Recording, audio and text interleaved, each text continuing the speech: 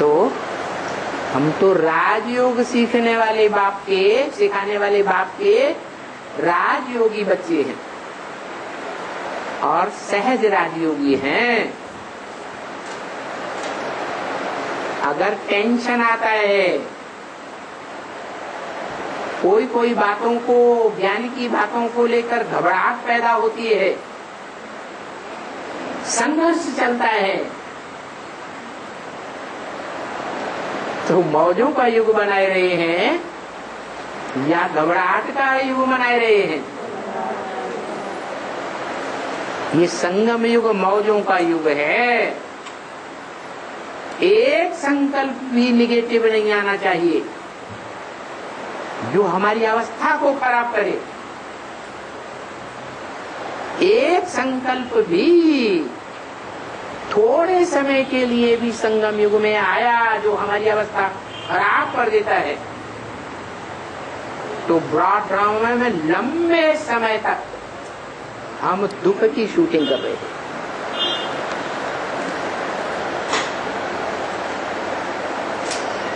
इतना ज्ञान बुद्धि में रहना चाहिए, ज्ञान के धंधे को इतना जास्ती प्रेफरेंस देना चाहिए। ऐसे नहीं बस दिखाने के लिए काम चलाओ, महीने में एक बार आए, संगठन में क्लास कर लिया, सारा महीना बस धंधे दौरी में व्यस्त, कर्म में व्यस्त, काय में व्यस्त, कर्मेंद्रियों के कर्म में व्यस्त। और कर्मेंद्रियों में भी कौन सी कर्मेंद्रिय खास? कौन सी कर्मेंद्रिय के रस लेने के लिए? अरे जिंदगी काहे के लिए है? कामेंद्रिय का रस लेने के लिए जिंदगी है, वो भी ब्राह्मणों की जिंदगी। ब्राह्मण भी मनुष्य तो हैं, लेकिन असली मनुष्य हैं या दुनिया वालों की तरह नकली मनुष्य हैं?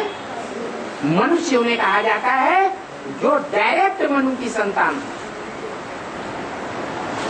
किसकी संतान?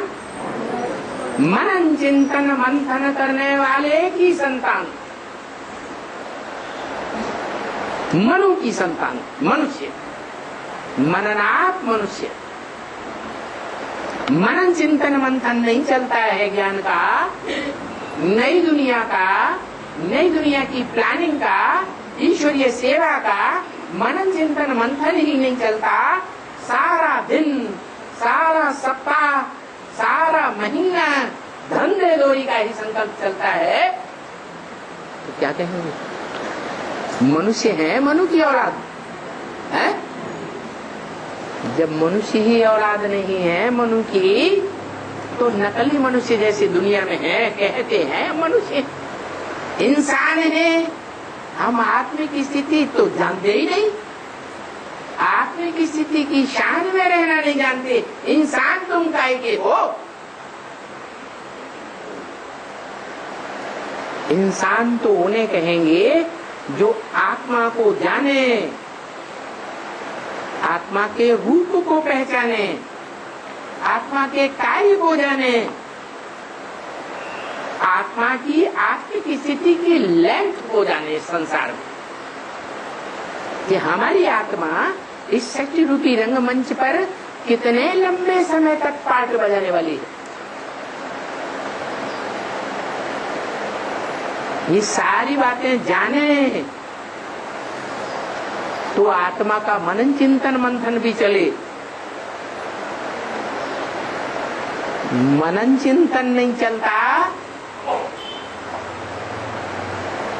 तो मनुष्य है या जानवर है? जानवर है।